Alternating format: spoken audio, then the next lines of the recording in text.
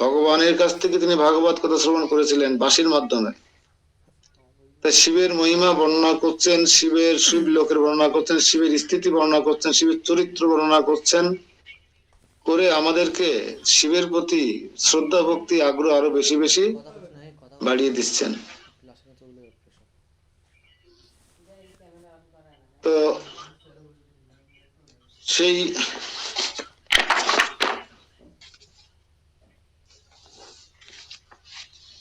জায়গায় প্রবেশ করবার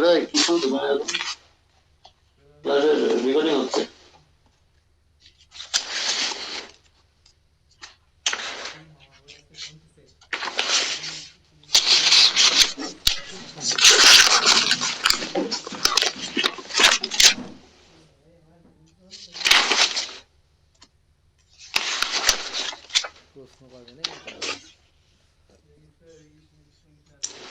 আজকে কত নম্বর শ্লোক থেকে হবে?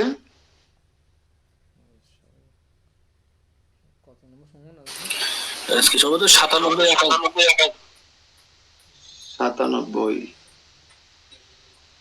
97 96 একসঙ্গে না?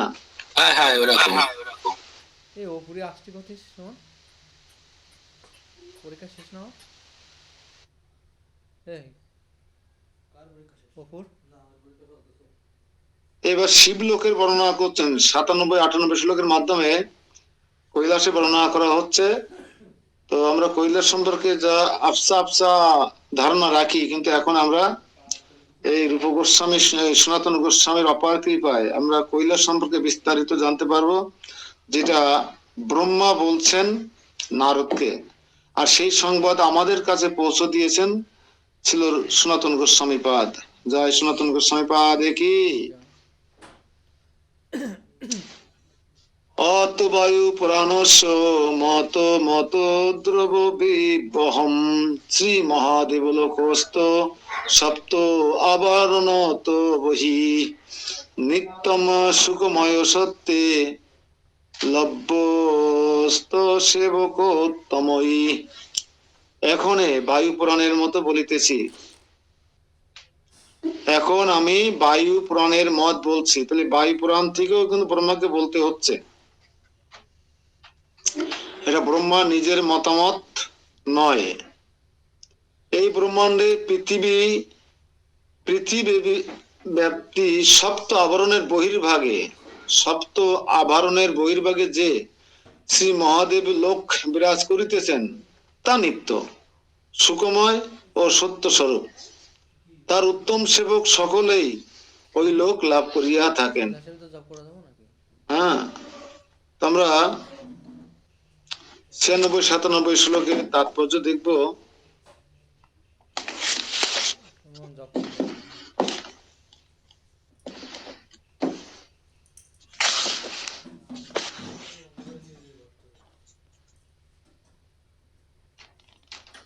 তো ব্রহ্মাণ্ড কটহারে সপ্ত আবরণের বহির্ভাগ যে শ্রী শিবলোক বিরাজ করিতেছেন তাহা অবিনশ্বর, অর্থাৎ ব্রহ্মাণ্ডবৎ নশ্বর বা মাইক নহে, নিত্য সত্য স্বরূপ, কোন প্রকার দুঃখ সম্পর্ক নাই সেখানে।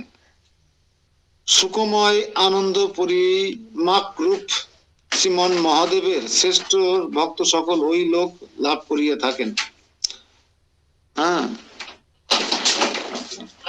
শ্রেষ্ঠ ভক্ত কারা শ্রেষ্ঠ ভক্ত? যারা শ্রী শিব ও শ্রীকৃষ্ণের অভেদদর্শী, তারাই শ্রেষ্ঠ ভক্ত। ঠিক না? আমরা একটা নোট নিতে পারি। অনেক সময় আমাদের এটা বিভ্রান্ত হয়, শিবকে প্রণাম করব কিনা, শিবের প্রসাদ খাবো কিনা, শিবের কাছে যাব কিনা, মাথায় জল ঢালবো কিনা। অনেক সময় বিভ্রান্তিতে পড়ে যাই আমরা, যেহেতু আমরা নতুন ভক্তরা বেশি কট্টরপন্থী হয়ে যায়। না, দেব দেবতার কাছে যাওয়া যাবে না, দেব দেবতার পূজা করা যাবে না, দেবতাদের পূজা আমাদের নিষেধ আছে, অনেক কথা আমরা বলে থাকি যারা নতুন নতুন ভক্তি জীবনে আসে, ইস্কনের পাঠ আদি বা শাস্ত্র আদি অধ্যয়ন করতে থাকেন। কিন্তু এখানে আমরা দেখতে পাচ্ছি কারা শ্রেষ্ঠ ভক্ত। প্রশ্ন লিখবেন সবাই, কারা শ্রেষ্ঠ ভক্ত?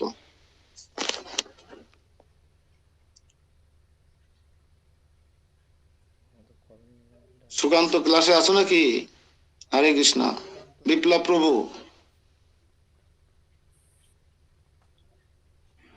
তাহলে ক্যামেরা অফ কেন? ক্যামেরা অন করেছেন না অফ রাখে দেন? অবশ্যই। শিখর মন্ডল, শ্রেষ্ঠ ভক্ত কাকে বলে? কারা শ্রেষ্ঠ ভক্ত তাই বললেন না? হ্যাঁ হ্যাঁ,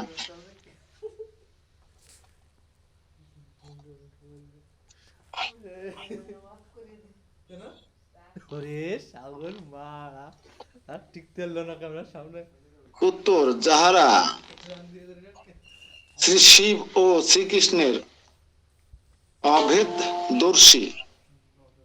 যারা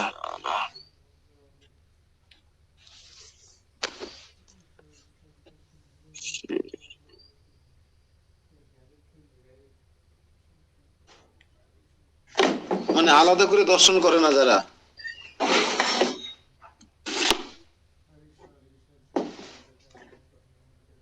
বলেন আর প্রশ্ন হচ্ছে কারা শ্রেষ্ঠ ভক্ত? উত্তর হচ্ছে যারা শ্রী শিব ও শ্রীকৃষ্ণের অভেদ অভয়কে অভেদ দর্শী কমা তারাই শ্রেষ্ঠ ভক্ত।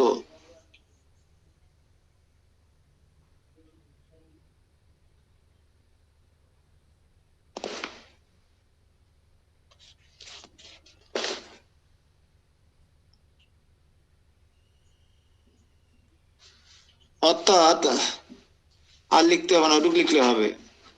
শ্রীকৃষ্ণের সর্বেশ্বরত্ব নিবন্ধন যারা শ্রীকৃষ্ণ হইতে শ্রী শিবের অভেদ বুদ্ধি করিয়া শ্রী শিবের উপাসনা করেন, তারাই কদাচ শ্রী শিবকে পৃথক ঈশ্বর মনে করেন না। কারণ সর্বেশ্বর শ্রীকৃষ্ণ স্বীয় ভক্তি বিস্তারের জন্য ভক্তা অবতার শ্রী শিব রূপে আবির্ভূত হইয়াছেন। তাহলে শ্রী শিবকে, সরাসরি মামার ভিডিও করা। আর একটা ছোট্ট প্রশ্ন রাখেন, শ্রী শিবকে অনেক সময় প্রশ্ন আসে, শ্রী শিবকে এগুলো ডিলেট হওয়ার পরে প্রশ্ন, শ্রী শিব কে?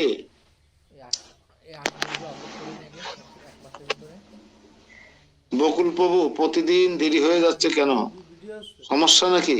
রেকর্ড করতেছি শুধু অডিও, পরে ভিডিও দিয়ে দেবো। আর স্ক্রিন রেকর্ড করলে আমি তো অডিও রেকর্ড করতেছি, স্ক্রিন শ্রী শিব কে? উত্তর হচ্ছে সব মেলা করে জিবি হয়ে যাবে 3-4 জিবি। সর্বেশ্বর বা পরমেশ্বর ভগবান শ্রীকৃষ্ণ। ওটা তো করা যায়, লেখেন পরমেশ্বর ভগবান শ্রীকৃষ্ণ ক্লাস টোটালি ড্যামেজ হয়ে যায়, ওরকম 5টা ক্লাস ড্যামেজ হয়েছে। স্বীয় ভক্তি বিস্তার জন্য কে কয় জিবি র‍্যাম রম কত? 832 মোটে হাই না স্বীয় ভক্তি বিস্তার জন্য কত দিন 64 জিবি, তাই জন্য আসছে না ভক্ত অবতার কত রূপে, শ্রী ভক্ত অবতার রূপে না, ভক্ত অবতার শ্রী শিব রূপে আবির্ভূত হইয়াছেন। আমারটা 128 না তো আসছে না কেন? 128 জিবি তে কি কি হতো? দেখ উত্তরটা আবার একটু বলেন। ভিডিও রাখলে তো ফোনে জায়গা পরমেশ্বর ভগবান শ্রীকৃষ্ণই, এই যে দেখ রস্যই দেবেন কৃষ্ণের সাথে। ভিডিও তো 20 জিবি, এই 20 জিবি পরমেশ্বর ভগবান শ্রীকৃষ্ণ স্বীয় ভক্তি বিস্তার জন্য 50 জিবি কি ওটা? অ্যান্ড্রয়েড ভক্ত অবতার শ্রী শিব রূপে আবির্ভূত হইয়াছেন। তাহলে ক্লিয়ার হবে। তাহলে শিব আর কেউ নয়, শিব স্বয়ং কৃষ্ণ। না না, অনেক ইম্পর্টেন্ট দেওয়া যাবে না। ঠিক আছে? তুই শাস্ত্রে ক্লাস করতেছি না, 8000 টাকা দিয়ে ভর্তি হয়েছি। অর্থাৎ আর শিব কখনো কৃষ্ণ হতে পারে না, কৃষ্ণ শিব হতে পারে। ভক্তি শাস্ত্রে ক্লাস নোট করতে সময় অর্থাৎ শিব হচ্ছে কৃষ্ণের বিকার। একবার দেখলে হয়ে যাবে তোর, দই আছে না, দই, ঝামেলা থাকবে না। দই কিসের বিকার? দই আছে দুধের বিকার। অর্থাৎ শিব সম্পর্কে একটু ধারণা দিই। শিবলোকে যেহেতু যাবো আমরা, তার কৃপা আশীর্বাদ লাভ করার জন্য তাকে জেনে যেতে হবে। শিব গাঁজা খায়, ভাং খায়, যাত্রা করে বেড়ায়, এটা ভুল ধারণা যেন আমাদের ভিতরে কসমিন কালেও না আসে। ওরা শিবের 8টা রুদ্র রূপ। যেমন ভগবান যদি বরাহ হতে পারে, বিষ্ণু যদি শুকর হতে পারে, বিষ্ণু যদি মাছ হতে পারে, কচ্ছপ হতে পারে, তাহলে শিবকেও অনেক সময় সেই সমস্ত সেই সমস্ত ম্যালোচ্চ, ভূত পিশাচ যক্ষ রক্ষ বিভিন্ন অপশক্তির জন্য তাকে রুদ্ররূপ ধারণ করতে হতে পারে। তখন সে গাঁজা ভাং এরকম একটা লীলা তাকে করতে হতে পারে। তার মানে এই নয় যে শিব নিকৃষ্ট, শিব তামসিক, চিন্তার বাইরে কিন্তু এসব চেতনা। বাবা শ্রীকৃষ্ণ শিব।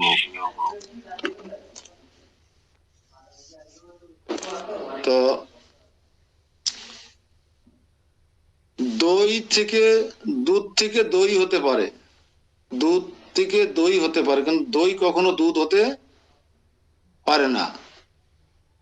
শিব যদিও শ্রীকৃষ্ণের বিকার, ভক্তভেদ অবতার, কিন্তু শিব কখনো আবার কৃষ্ণ হতে পারে না। কিন্তু কৃষ্ণ শিব হতে পারে, কৃষ্ণ কালী হতে পারে। হুম।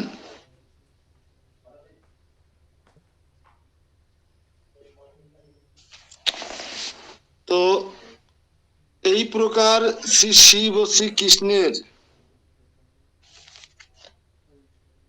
অভেদ দৃষ্টি সম্পন্ন শ্রেষ্ঠ ভক্তগণই সেই চিন্ময় শিবলোক প্রাপ্ত হইয়া থাকেন।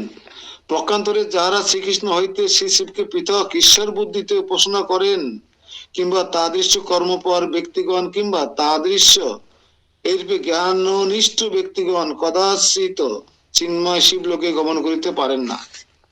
শিবকে আলাদা করে ভাবার কোনো সুযোগ নেই। কেউ যদি মনে করে শিব ভগবান আর কেউ ভগবান নেই, এইভাবে যারা ভাববে তাদেরকে, তারা কখনো শিব লোকে যেতে পারবে না, চিন্ময় লোকে যেতে পারবে না। এজন্য বলে শিব ব্রহ্মাদি আমাদের আছে না দ্বিতীয় নাম অপরাধ, 10টা নাম অপরাধের মধ্যে দ্বিতীয় নাম অপরাধ কি? গায়ে ভাই ব্যথা আসছে গাড়িতে বসে বসে পিছনে। আনারতি মাতাজির কাছে কি নামট্ট বই আছে? আনারতি মাতাজি, গাড়িতে চলে আসছে। অপূর্বা মাতাজির কি নামট্ট বই পেয়েছো? আজকে চাপ জানো গাড়ির কি পরিমাণে, 3-4 দিন ছুটি পাইছে, ঈদের ছুটি মতো হয়ে গেছে সব। নামট্ট বই থেকে আমি সবাই উদ্দেশ্যে, যারা নতুন ভক্ত তাদের উদ্দেশ্যে বলছি, আপনারা সবাই দশবিধ নাম অপরাধটা মুখস্থ করে ফেলবেন। দশবিধ নাম অপরাধটা মুখস্থ করে ফেলবেন।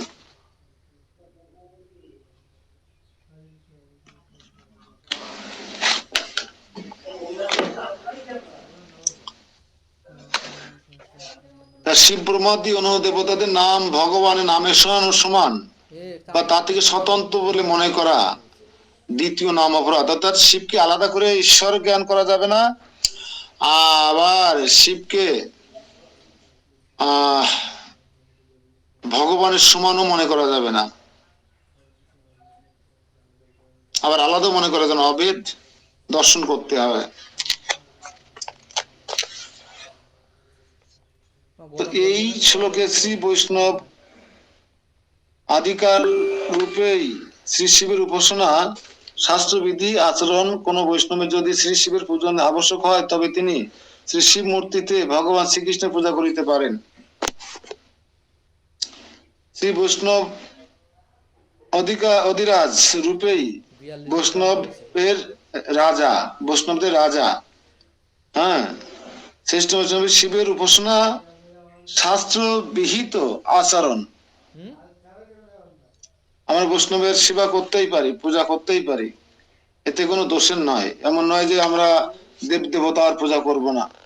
কোন বৈষ্ণব যদি শ্রী শিবের পূজনায় আবশ্যক হয়, তবে তিনি শ্রী শিব মূর্তিতে ভগবান শ্রীকৃষ্ণের পূজা করিতে পারেন। এই সম্বন্ধে শ্রী বিষ্ণু ধর্মোত্তরে একটা ইতিহাস আছে, তা এইরূপ।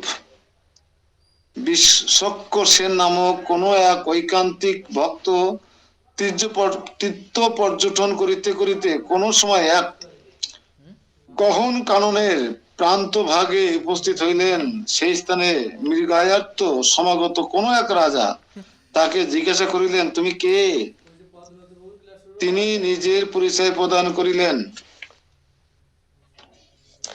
অতঃপর রাজা বলিলেন, আমার শিরপীড়া হইয়াছে, আমার প্রতিনিধি রূপে তুমি আমার ইষ্টদেব শ্রী শিবের পূজা করো।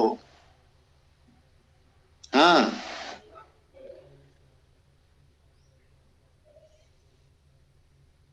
তখন সে রাজা তাকে শিবের পূজা করার নির্দেশ দিলেন।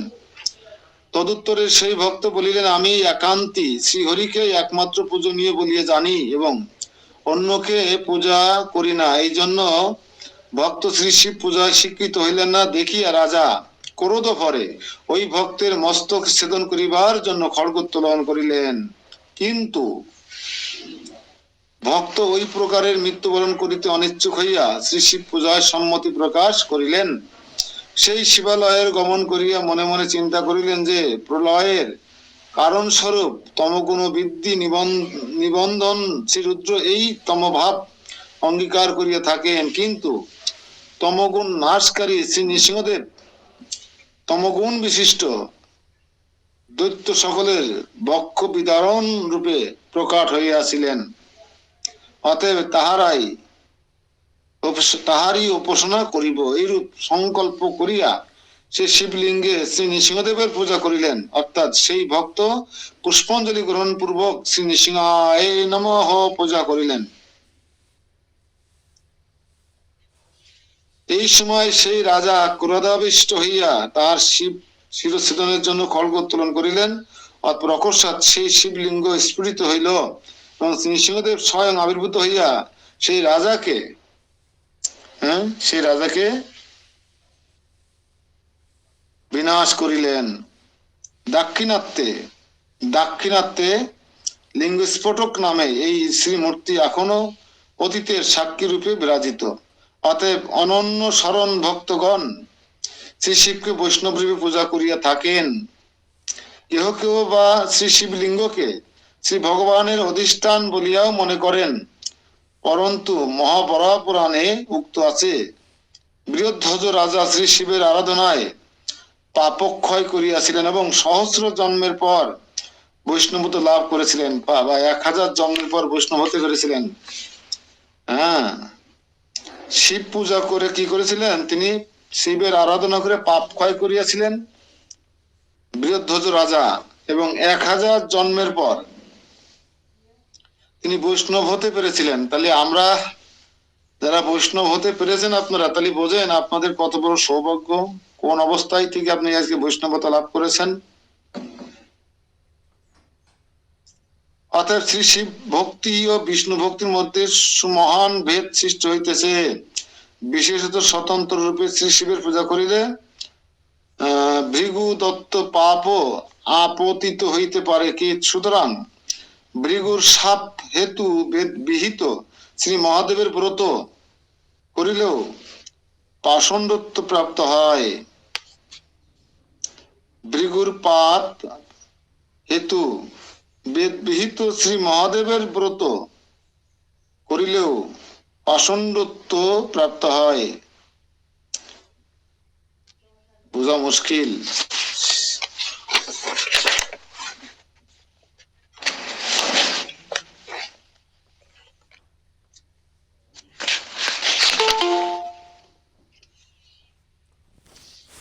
হ্যাঁ, বোঝা যাইতেছে। তো আমরা এখানে দেখলাম, আমরা সাধারণত যেটা করে থাকি,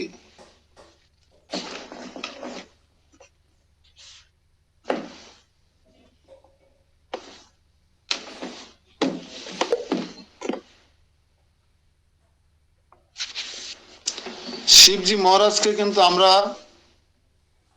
অনেকে মনে করে যে দেব দেবতার পূজা ইস্কনরা করে না, দেব দেবতার প্রসাদ খায় না, অনেক কিছু বলে থাকে, কিন্তু বাস্তবতা সেই রকম নয়। আপনারা যদি স্বামীবাগ মন্দিরে যে দেখেন ঢাকা, ওরা তো শিব কালীরই মন্দির ছিল এক সময়। সেখানে দেখবেন কালী মাতার আলাদা মন্দির আর শিবের আলাদা মন্দির, এবং সেই শিব বসে আছে তাই আমার মাথার থেকে উঁচু, এত বড় শিব লিঙ্গ, শিবলিঙ্গ না, স্বয়ং শিবের বিগ্রহ। কালী মাতা সেই রকম বিগ্রহ। এবং ব্রহ্মচারী ব্রাহ্মণ পূজারীরা অষ্টকালীন ভোগ নিবেদন করেন সেখানে। আগে রাধা মাধবের ভোগ হয়, তারপর সেই ভোগের প্রসাদ শিবজি মহারাজকে আর কালী মাতাকে অর্পণ করা হয়। তাহলে সেই প্রসাদকে আমরা পেতে পারি কি পারি না? অবশ্যই পেতে পারি। কিন্তু আপনারা গ্রামে গঞ্জে যে কালী পুজো করেন, যে সমস্ত তথাকথিত ব্রাহ্মণ দিয়ে সরাসরি কালী মাতাকে ভোগ নিবেদন করা হয়, ওটা কখনো কালী মাতা গ্রহণ করে না। আর ওই ভোগের প্রসাদ কখনো ভক্তরা খায় না। ভক্তরা খায় বৈষ্ণব উচ্ছিষ্ট মহা প্রসাদ। এজন্য আমরা কি করতে পারি? আমরা যদি একান্তই শিব বা কালী মাতাকে ভজনা করতে চাই, সেবা করতে চাই, বা শিব দুর্গাকে সেবা করতে চাই, তাহলে আমরা রাধা মাধবের যে আসন বেদী, সেই আসনের পাশে আর একটা আসন স্থাপন করতে পারি। যদি কেউ করতে চান, করতে হবে এমন নয়। সেক্ষেত্রে আপনি ভগবানকে যা নিবেদন করবেন, সে নিবেদিত বস্তু প্রসাদী রূপে শিব পার্বতী বা শিব কালী মাতাকে অর্পণ করতে পারেন, এটাই যুক্তিযুক্ত। কিংবা শুধুমাত্র যদি কেউ শিবের সেবা করেন, তাহলে সেই জ্ঞানে করবেন, সেই স্তরে উঠে করবেন। এই গাঁজা ভাঙ জ্বালাই দিয়ে পুণ্ডরিক ধামেও করবেন, এইটা নয়। হ্যাঁ, পুণ্ডরিক ধামেও শিব মন্দির আলাদা। হ্যাঁ, দুটো আলাদা হবে। আর একটা জিনিস করতে হবে, শিবের যদি কেউ ডাইরেক্ট কোনো ভক্ত পূজা করতেছে, তাকেও সাত্বিক আহারী প্রসাদ বুঝি হতে হবে, বৈষ্ণব হয়ে বৈষ্ণব সেবা করতে হবে। আমরা যেমন বৈষ্ণব, আমার মতন একটা সাধারণ মানুষ যদি কোনো বৈষ্ণব ছাড়া অন্য গিরিয়ে না প্রসাদ পায়, আমার মতো একটা সাধারণ মানুষ বৈষ্ণব বলে দাবি করার কোনো প্রশ্নই ওঠে না, সাধু বলে দাবি করার কোনো প্রশ্ন ওঠে না। কিন্তু তারপরেও আমরা যাত্রার বাড়িতে খেতে পারি না কোনো বৈষ্ণব গিরিয়ে গিয়ে ছাড়া, তাও তাকে সেই মানের সদ্গুরুর আশ্রিত বা দীক্ষিত ভক্ত হতে হবে। তার একটা গুরু পরম্পরা থাকতে হবে। সে শাস্ত্রবিহিত জীবনযাপন করবে, মঙ্গলারতি, জপ তপ, সাধু সঙ্গ করবে, এমন একজন ব্যক্তির গিয়ে আমরা প্রসাদ পেতে পারি। আমরা যদি প্রসাদ পাওয়ার ক্ষেত্রে এত বাগ বিচার করি, তাহলে শিবজি মহারাজকে যারা সেবা করে তাদের যোগ্যতার প্রয়োজন আছে কি নেই? কারণ শিবজি মহারাজ হচ্ছে ত্রিভুবনের সর্বশ্রেষ্ঠ বৈষ্ণব। তাকে যারা ভগবান জ্ঞানে, কৃষ্ণের জ্ঞানে বা নৃসিংহের জ্ঞানে সেবা করবে, তাকেও কিন্তু সেই যোগ্যতা সম্পন্ন হতে হবে। কিন্তু সবচেয়ে বড় কথা হচ্ছে, এই বৃক্ষমূলে জল সিঞ্চন করলে যেমন সমস্ত বৃক্ষের লতা পাতা শাখা প্রশাখা পরিপুষ্ট হয়, তদরূপ পরমেশ্বর ভগবান শ্রীকৃষ্ণের সেবা করলে সমস্ত দেব দেবতার সেবা করা হয়ে যায়। অর্থাৎ যারা সুমেধাসু, তারা অত পীড়া নেওয়ার চেষ্টা করবে না। বুঝা গেল? আমরা হরে কৃষ্ণ। মুকুল নন্দী। হরে কৃষ্ণ। ওই যে বিন্দু বনি, ওই দক্ষ যজ্ঞের সময় যে ওই অভিশাপ দিছিল, মানে সাপ অন্তর্ভুক্ত ছিল, সেখানে বলেছিল যারা শিবকে স্বতন্ত্র ভাবে পূজা করবে এবং তারা হলো বেদবিহিত ভাবে পূজা করবে, মানে তারা হলো পাপী হবে, তারা হলো মানে নরকে যাবে, এই সমস্ত অভিশাপ দিছিল। ঈশ্বর কথাটাই এখানে হ্যাঁ হ্যাঁ, তারা পাষণ্ডী হবে, পাষণ্ড প্রাপ্ত হবে। অনেক গরম তো। ওটা আমরা ভাগবতে গিয়ে পাবো যে কেন শিবের পূজা স্বতন্ত্র ভাবে, মানে আলাদা ভাবে করতে নিষেধ করা হচ্ছে।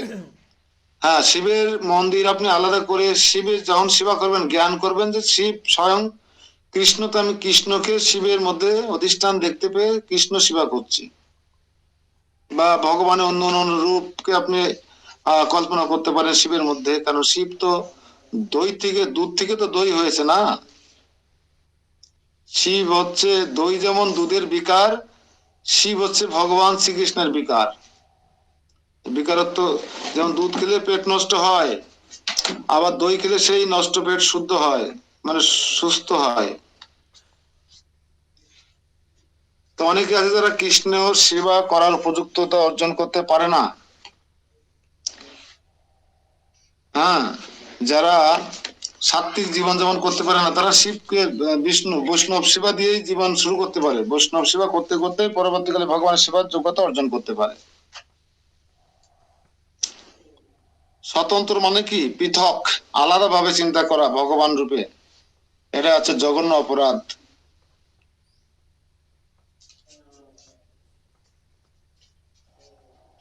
তো যাই হোক, এটা গেল বায়ু পুরাণের কথা। এখন আমরা দেখব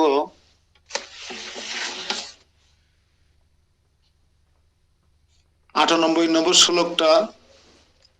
সমান মহিম শ্রীমত পরিবার গতাগণাম বৃত্ত মহাবিভূতিমান বাতি সৎপরিচ্ছদ মণ্ডিত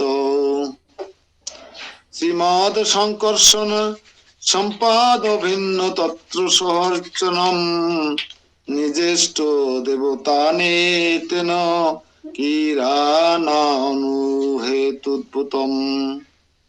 অনুবাদ: সেই লোকে, সেই লোক বলতে শিব লোকের কথা বলা হচ্ছে, সেই লোকে শ্রী মহাদেব নিঞ্জতুল্য মহিমাশালী ও প্রভা সম্পন্ন পরিবার বর্গের পরিবেষ্টিত এবং মহাবিভূতি সম্পন্ন ছত্র চামর ও পরিষদ আদি দ্বারা মণ্ডিত হইয়াও আপনা হইতে অভিন্ন শ্রীমৎ শঙ্কর্ষণ দেবের অর্চনা নিরত হইয়া ওই লোকে বিরাজ করিতেছেন। হে নারদ, তিনি তথায় ওই শ্রী শঙ্কর্ষণ দেবকে নিজের ইষ্ট দেবতার ন্যায় অর্চনা করিয়া কিন অদ্ভুত মহিমা বিস্তার করিতেছেন। অর্থাৎ তিনি তার গলায় যে সর্পকে জড়িয়ে রেখেছেন, এটা কিন্তু সেই শঙ্কর্ষণ। আর শিবজি মহারাজের শঙ্কর্ষণের ভক্ত। শিবজি মহারাজ হচ্ছে ভগবানের একটা রূপ শঙ্কর্ষণ, সেই রূপের ভক্ত।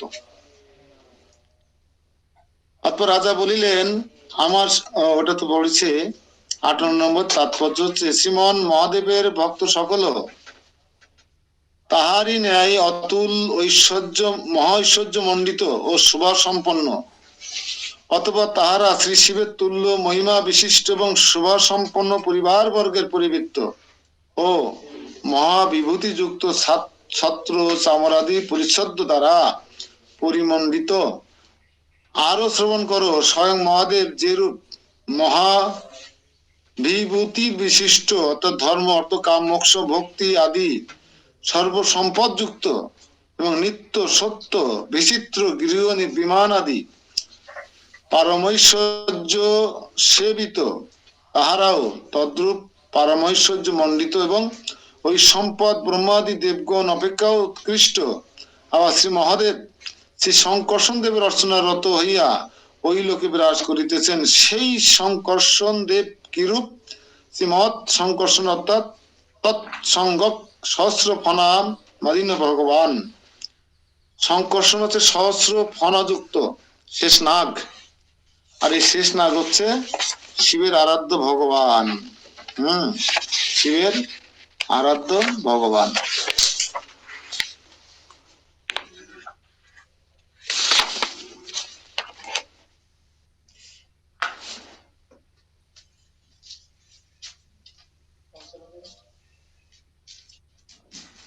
তো আমরা এখন শিব কার আরাধনা করে, কেন তার প্রভু গলায় ধারণ করে রাখে, এখন বুঝলাম। শিব হচ্ছে শঙ্কর্ষণ রূপী ভগবানের রূপের আরাধনা করেন। আমরা ভগবানের যে কোনো রূপকে আপনার বাঞ্ছিত বা কাঙ্ক্ষিত বা লাগাই দাও, ঠান্ডা আসতেছে, ওই দরজা লাগাই দাও।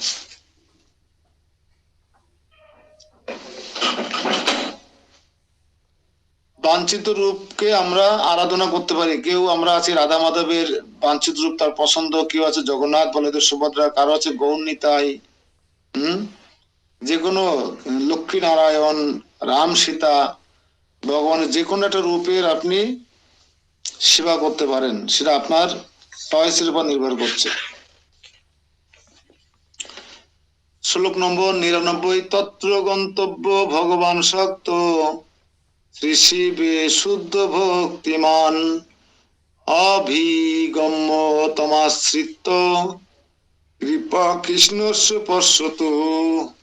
হে নারদ, তুমি শ্রী শিবের শুদ্ধ ভক্তিমান বলিয়া সেই স্থানে গমন করিতে সমর্থ, অতএব তুমি শিবলোকে গমন করো এবং তাকে আশ্রয় করিয়া তাহার প্রতি শ্রীকৃষ্ণের কৃপা অবলম্বন করো। সর্বনাশ।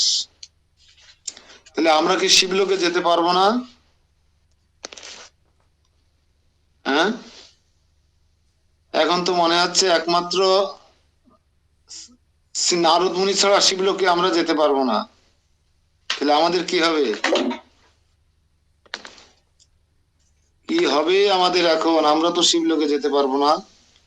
আমরা এখন গোসাগাঁও গেলাম। তুমি শ্রী শিবের শুদ্ধ ভক্তিমান বলিয়া সেই স্থানে গমন করিতে সমর্থ, অতএব তুমি সেই শ্রী শিবলোকে গমন করো। আমরা কোথায় থাকবো তাহলে? হরিদ্বারে থেকে যাব?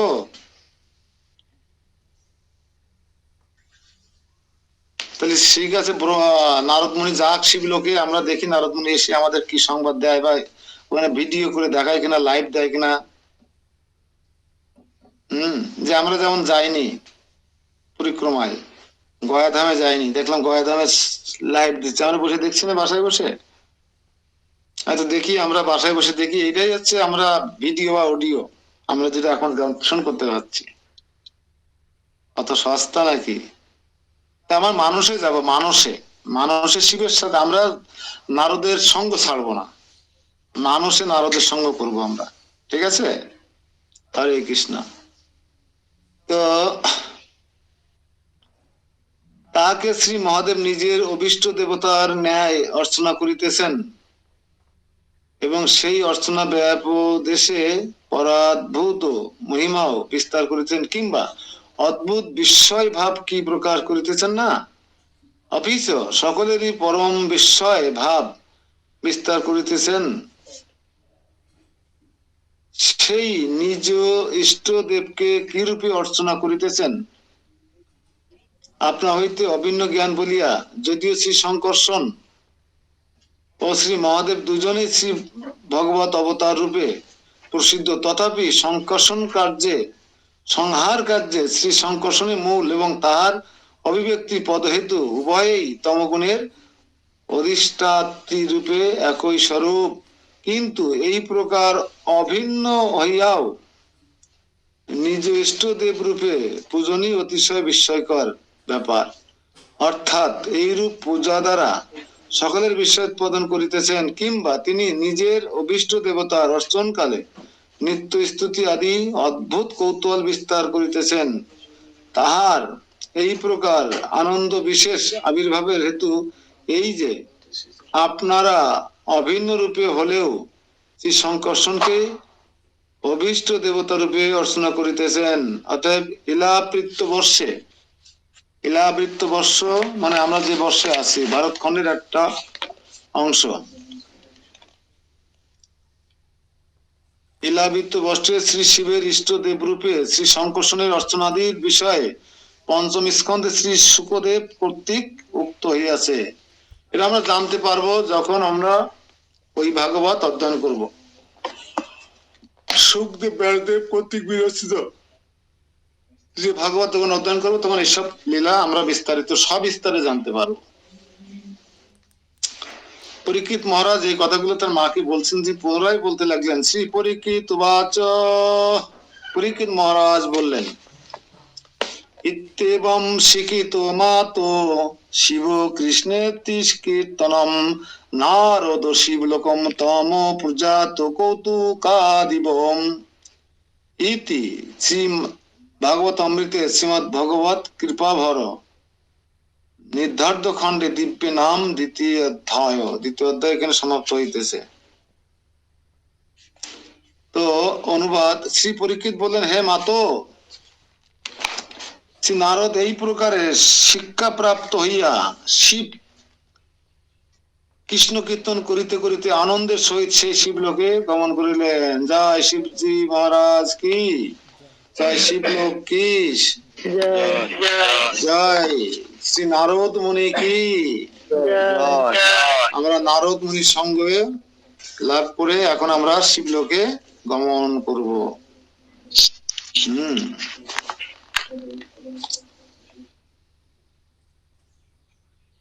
তো কৃপা লক্ষণ যে ভক্তি আচরণ এবং সেই হেতু কৃপা এতদূপ ভয়ে সাক্ষাৎ অনুভব কয়। এখানে ভক্তি ও কৃপা পরস্পর কার্য কারণ রূপে অভেদ বলিয়া উক্ত হইয়াছে। এই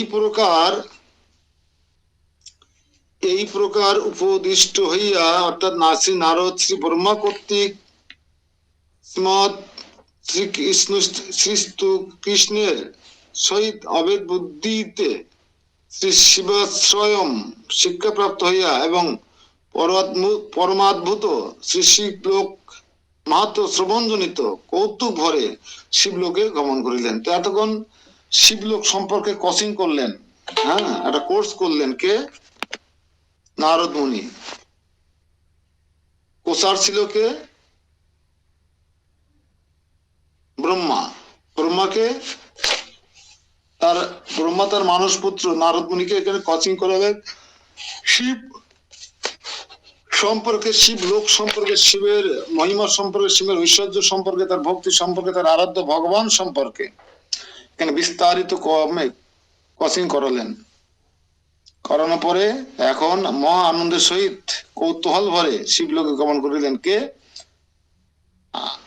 আমাদের নারদ মুনি। আমরাও সেই সঙ্গে সঙ্গে যাব, একা নারদকে যেতে দেব না। অথবা ইহা উৎপ্রেক্ষা মাত্র, অর্থাৎ নারদ সমস্ত তত্ত্ব অবগত আছেন, তথাপি শ্রীকৃষ্ণ কৃপা ভরপাত্র নির্ধারণ এবং তাহার তত্ত্বই জগতে বিজ্ঞাপন নিমিত্তই যেন শ্রী ব্রহ্মার কথা শুনিয়া কৌতুক বশত শিবলোক গমন বা পরমাচার্যভূত শ্রীকৃষ্ণ কৃপা লক্ষণ অবলোকনের জন্য গমন করিলেন। কৃষ্ণ সেখানে কি করছেন, শিবলোকে কৃষ্ণের অবতার শিবজি মহারাজ কি করছেন, এটা দেখার কৌতূহল বশত নারদ মুনি তথায় গমন করিলেন। আরে 7টা বাজে, এখন ঢুকলে হবে কি?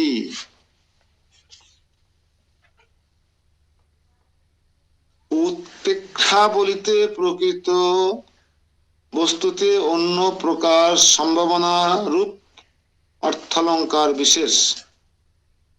ভক্তগণের উৎকর্ষ নির্ণয় করিতে গিয়া দেবর্ষি শ্রী নারদ প্রয়াগ হইতে আরম্ভ করিয়া সত্যলোক পর্যন্ত ভ্রমণ করিয়া দেখিলেন ব্রহ্মাই সর্বশ্রেষ্ঠ, অর্থাৎ শ্রীকৃষ্ণের অনুগ্রহ পাত্র।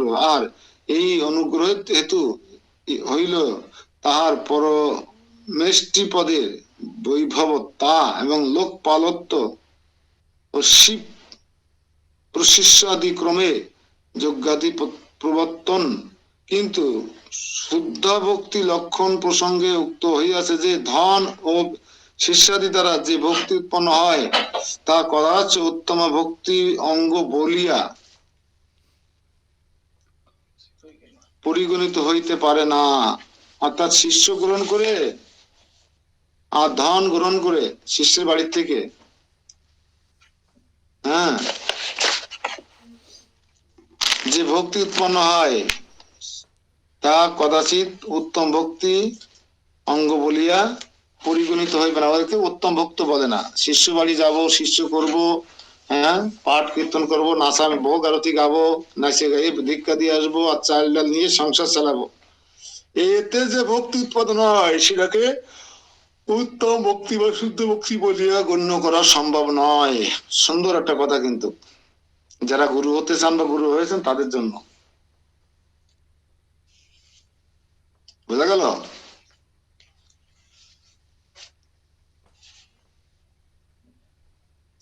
এই দোস্তলে ভক্তি বিষয়ে স্বয়ং অনুষ্ঠাতার শৈথিল্য বশত ভক্তির উত্তমতার হানি হইতেছে।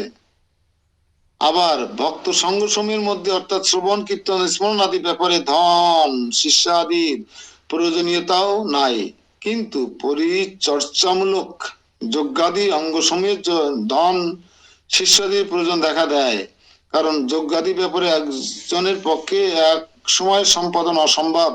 অর্থাৎ যে যে অঙ্গে ধন ও শিষ্যাদির প্রয়োজনীয়তা, তাহাতে ভক্তির মুখ্যতা হানি হইলেও সর্বাঙ্গীন হানি হইল না। বিশেষত তিনি স্বয়ং বিষয়ভোগের কামনায় ধন ও শিষ্যাদি নিয়োগ না করিয়া ভগবত উদ্দেশ্য প্রাপ্তির জন্যই নিযুক্ত করিয়াছেন। আর এখানে দুই প্রকার বিষয়, সব গুরুদেবের বেলায় এই কথা নয়। যারা সন্ন্যাসী, সর্বত্যাগী, সবকিছু ত্যাগ করেছেন, জগতের ত্যাগ করে কায় মন বাক্য, নাহলে তো ত্রিদণ্ডী সন্ন্যাসী হওয়া যায় না কলিযুগে, তাই না?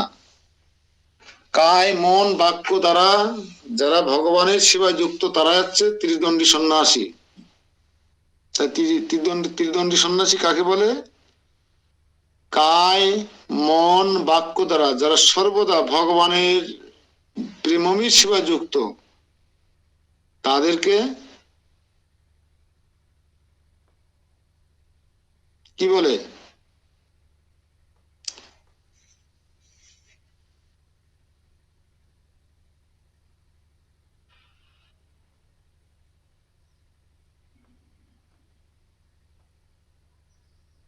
তো এখানে দুই প্রকার আমরা দেখি। এক হচ্ছে শিষ্য গ্রহণ করে শস্য দানা খাওয়ার জন্য, শিষ্য বাড়িয়েই চলে। আবার দেখি যারা সদ্গুরু, তারা জগতের পতিত জীবদের উদ্ধার করবার জন্য শিষ্যের যোগ্যতা অর্জন করার পরে পরীক্ষা নিরীক্ষার মাধ্যমে যোগ্য শিষ্যকে শিষ্যরূপে গ্রহণ করে। বোঝা গেল? এই দুই প্রকার বিষয় এখানে আছে, যেহেতু বোঝানোর চেষ্টা করা হচ্ছে এখানে অন্যভাবে।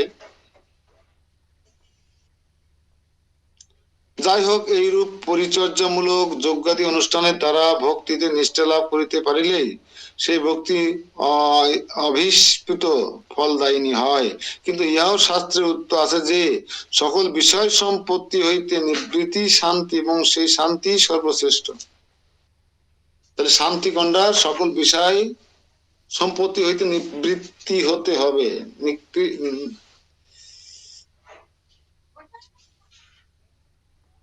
তো ত্রিদণ্ডী সন্ন্যাসী কাকে বলে একটু বলবেন? যিনি কায় মন বাক্য, যিনি কায় মন বাক্য দ্বারা পরমেশ্বর ভগবান শ্রীকৃষ্ণের প্রেমময়ী সেবায় যুক্ত আছেন। ও দ্বারা পরমেশ্বর ভগবান শ্রীকৃষ্ণের প্রেমময়ী সেবায় যুক্ত আছেন।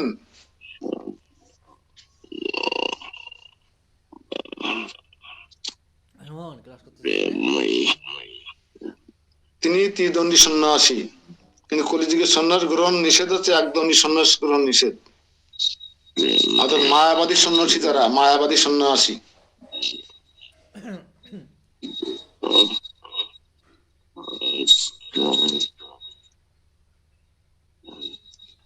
অতএব শান্তি শাস্তির নিকট ধর্ম, অর্থ, কাম, তুষ্য বা গৌণ মোক্ষই প্রদান হয়। এইরূপ জ্ঞান বিজ্ঞান যুক্ত শান্তিপরায়ণ ব্যক্তি সমদৃষ্টিবশত সর্বভূতের সুহৃদ এবং এই বিশ্বকে বাসুদেবময় জানিয়ে ভজন প্রবৃত্ত হইয়া বলিয়া সংসার দুঃখ প্রাপ্ত হন না। এই প্রকার বিচার পরায়ণ সাধক স্বীয় ভাবে প্রকটিতকৃত শ্রী ভগবানের স্মরণ মননাদি করিয়া থাকেন, এবং সেই ভগবত ভজন যে পরিমাণে প্রবল হয়, মুক্তি কামনা সেই পরিমাণের দুর্লভ হয়। যখন ভক্তি বাসনা পূর্ণভাবে নির্দেশে অধিকার করে, তখনই মুক্তি কামনা নিরপেক্ষ হয়।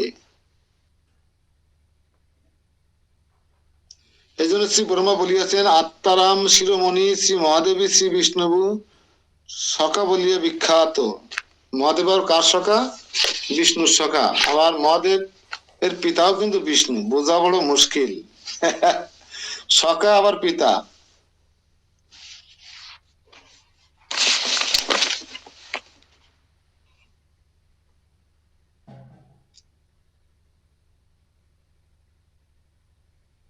তাহলে আমরা টিকা 60টা একটু দেখে যাই। তার সদৃশ শ্রীকৃষ্ণের কৃপাপাত্র আর কেউ নাই।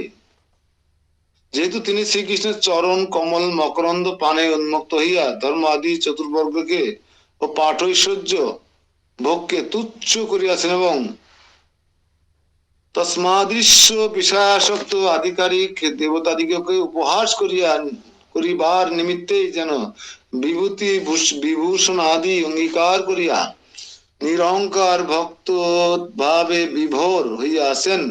বিশেষত তিনি আমাদিগকে অভিজাতি লোক ও অভিজাতি মোক্ষ ভক্তি প্রদান করিতে সমর্থ বলিয়া তার কৃপায় অনেকেই মুক্ত ভক্ত হইয়াছেন। এই সমস্ত ভক্তিময় শিবজি মহারাজের গুণকীর্তন মহিমা কীর্তন তার সেবা পূজা করলে কি হবে? মোক্ষ মুক্তি সবকিছু প্রদান করতে সমর্থন তিনি, সেটাই লাভ হবে। আমরা এতক্ষণ শিবলোকে যাওয়ার আগে শিবের স্থান, তার চরিত্র, তার গুণাবলী, তার দোষ ত্রুটি, তার কার্যক্রম সবকিছু বিস্তারিত ভাবে আমাদের নলেজে দিয়ে দেওয়া হলো, আমাদেরকে হৃদয়স্থ করে দেওয়া হলো, যাতে আমরা সেখানে কি কোনো প্রকার ভুল ভ্রান্তি না করি।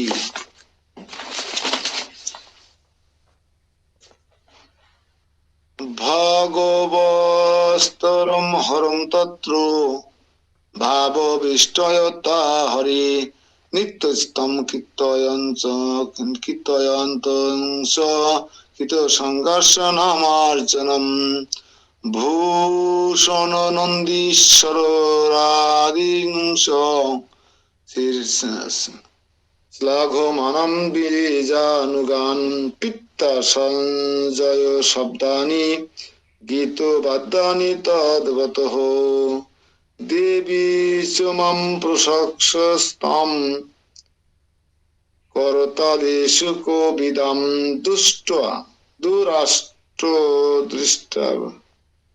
দুরাদিষ্ট মহিন মহষ্টন মনিনাম নিদায়নম। অনুবাদ: শ্রী পরীক্ষিত বলিলেন, মা তো পরীক্ষিত মহারাজ তার মাকে বলছেন 3য় অধ্যায়ে, শ্রী শিব অপেক্ষা বৈকুণ্ঠ বাসীদের এবং তাদের অপেক্ষা শ্রী প্রহ্লাদের প্রতি শ্রীকৃষ্ণ কৃপাধিক্য বর্ণিত হইয়াছে। তো দেবশ্রী নারদ কি করলেন এখানে?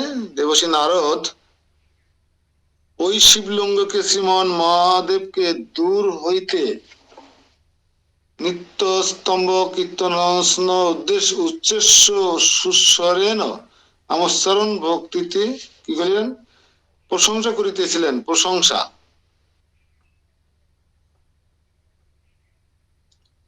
এই প্রকার লীলা দর্শন করিয়াছি নারদ অতিশয় আনন্দিত হইলেন এবং প্রণাম করিয়া বীণা বাদন করিতে লাগিলেন।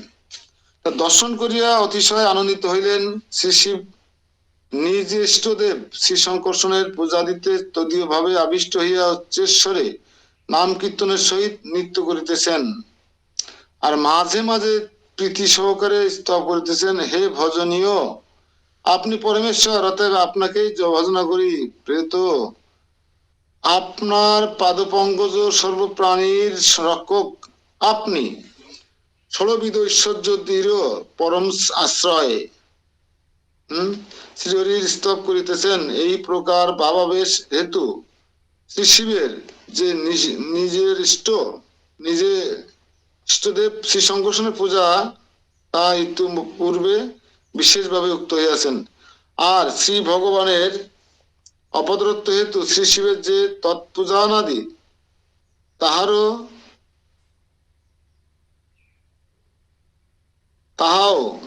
কেবল জগতে ভগবত ভক্তির রস প্রবর্তনের জন্য। যদ্যপি শ্রী ব্রহ্মা ও শ্রী ভগবত অবতার, তথাপি ইহলোক যে ব্যক্তি শিব ও বিষ্ণু দ্বারা গুণাতীত অন্ধকরণের ভিন্ন ভাবে প্রদর্শন করেন, সে নিশ্চয় হরিনামের নিকট অপরাধী। ইত্যাদি বচনে শ্রী ব্রহ্মা হইতে শ্রী শিব সহিত শ্রী বিষ্ণুর অভেদ বিশেষ শোনা যায়। এতক্ষণ আমরা দেখলাম যে কৃষ্ণ আর শিব অভেদ, আর এখন দেখছি বিষ্ণু আর কৃষ্ণ অভেদ। তা যারা বিষ্ণু, যে ব্যক্তি শিব ও বিষ্ণু নাম গুণাদি অন্তঃকরণে ভিন্ন ভাবে দর্শন করবেন সে নিশ্চয় হরিনামের নিকট অপরাধী। বিষ্ণু আর শিবকে কখনো আলাদা করে দেখা যাবে না, তাহলে আপনি অপরাধী, অপরাধ হয়ে যাবে আপনার। তো আমরা আজকে এই 3টি শ্লোকের মধ্যে সীমাবদ্ধ থাকবো। এখানে শিষ্ট ব্যক্তি সকলের ভাবি ব্রহ্মত্ব লাভ করার কথা শোনা যায়, কিন্তু শিবত্ব লাভের কথা শোনা যায় না। ব্রহ্মপদ লাভ করার কথা শোনা যায়, কিন্তু শিবের পদ লাভ করার কথা শোনা গেছে আজ পর্যন্ত, যে শিব মারা যাওয়ার পরে মুখ শিব রয়ে এসেছেন। বিষ্ণু থেকে কিন্তু শিবের পাওয়ার বেশি, জানেন? বিষ্ণু থেকে শিবের পাওয়ার বেশি।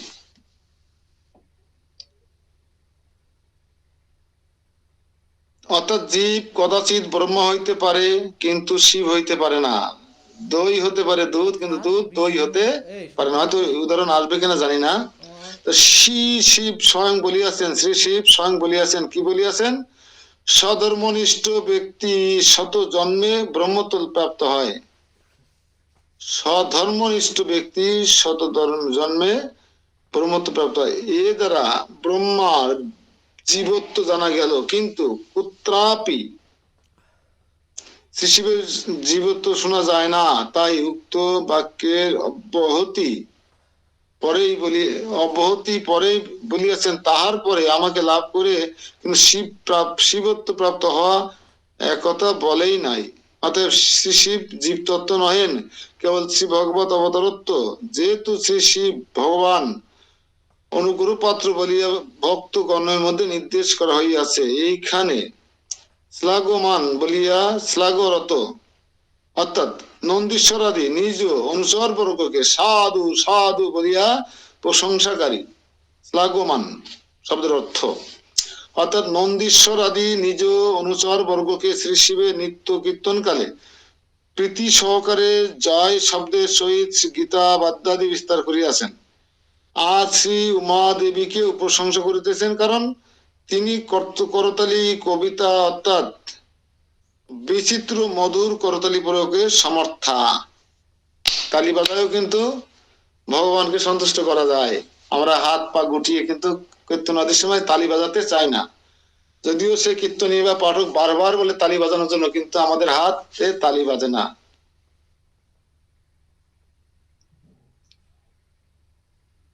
তাই শ্রী নারদ মস্তক অবনত করিয়া প্রণাম করিলেন, দণ্ডবাদ প্রণাম করিলেন না, দণ্ডবাদ প্রণাম করিলেন না। প্রণাম করিলেন হরে কৃষ্ণ বা প্রণাম বলিলেন, কিন্তু দণ্ডবাদ প্রণাম করিলেন না।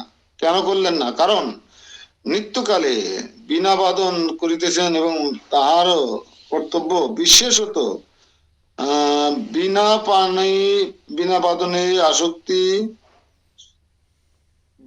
বাদনে আসক্তি হেতু ভুল অন্টিত দণ্ডবাদ প্রণামে অসম্ভব। যেহেতু তিনি বীণা বাজাচ্ছিলেন, বীণা, এই জন্য তিনি দণ্ডবাদ প্রণাম করতে পারছিলেন না।